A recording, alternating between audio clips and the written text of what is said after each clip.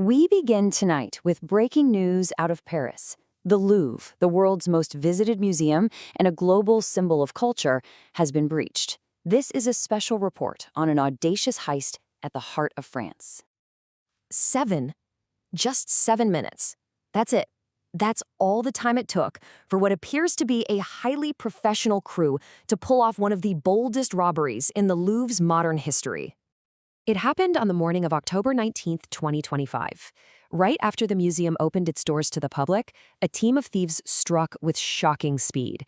Their target? The legendary French crown jewels. All right, let's get right to what we know at this hour. The location, of course, the Louvre Museum in Paris.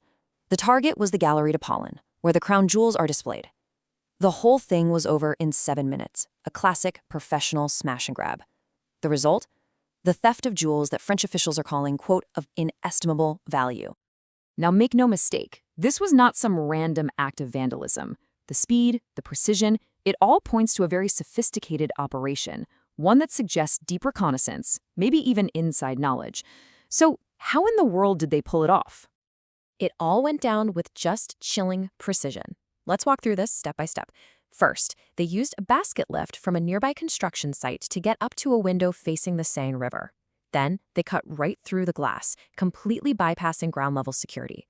Once they were inside, there was no wandering around. They went straight for the Galerie d'Apollon. Display cases were shattered, jewels were grabbed, and then the escape.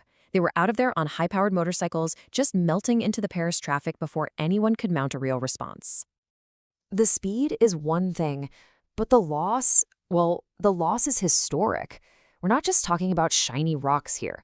These are pieces of French history, of national identity, with direct ties to figures like Napoleon and Empress Eugénie. But here's what's truly fascinating. It's not just what they took, it's what they left behind. Authorities say about 9 pieces are missing. One piece, possibly the Empress's crown, was actually found damaged nearby. Maybe they dropped it in the rush. But listen to this. The famous Regent diamond, by far the most valuable jewel in the entire collection, wasn't touched. It's safe.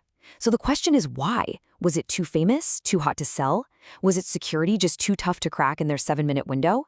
This decision alone tells you these thieves weren't just fast. They were thinking strategically. As you can imagine, the response from the French government was immediate and forceful. The highest levels of authority descended on the Louvre, turning the world's most famous museum into a major crime scene. And France's Interior Minister, Laurent Nunez, he didn't pull any punches. He said this was, quote, manifestly a group that had done reconnaissance. In other words, he confirmed what all the evidence points to. This was the work of pros who did their homework. This was a calculated attack. So right away, the Louvre shut its doors, citing exceptional reasons. A massive forensic investigation is now in full swing.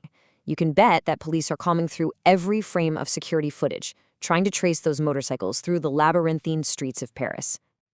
You know, as shocking as this all is, this isn't the first time the Louvre has been a target. This modern, high-tech operation now takes its place in the history books, right next to the museum's most legendary robbery. And when you put these two heists side by side, you really see how the game has changed. Back in 1911, an ex-employee just hid in a closet and walked out the next day with the Mona Lisa tucked under his coat. Today, we're talking about a quasi-military operation with construction equipment and high-speed motorbikes. The methods are worlds apart, but one thing hasn't changed. Our most priceless treasures are still vulnerable. And look, the shockwaves from this are already spreading far beyond Paris. This is a massive wake-up call for every single major museum and cultural institution on the planet, and it's forcing them to ask some very tough questions.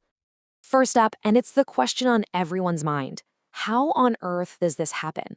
At the Louvre, one of the most secure buildings in the world, in broad daylight, right as visitors are arriving, what went wrong? What weakness did these thieves find and exploit? And that leads to a really worrying thought for all of us who love museums. To prevent this from ever happening again, are institutions going to be forced to pull back? Are we going to see more barriers, more bulletproof glass, more distance between us and the very history we want to connect with? Which brings us to the biggest question of all. What does this robbery mean for the future of protecting our shared heritage? I mean, if the Louvre can be hit like this, what museum, what gallery, what institution is truly safe from a determined and organized criminal crew? Right now, there are far more questions than answers. But if there's one thing we can take away from this brazen crime, it's this. For museums, for law enforcement, for all of us who care about preserving history, this heist sends a loud and clear message. The era of complacency is over.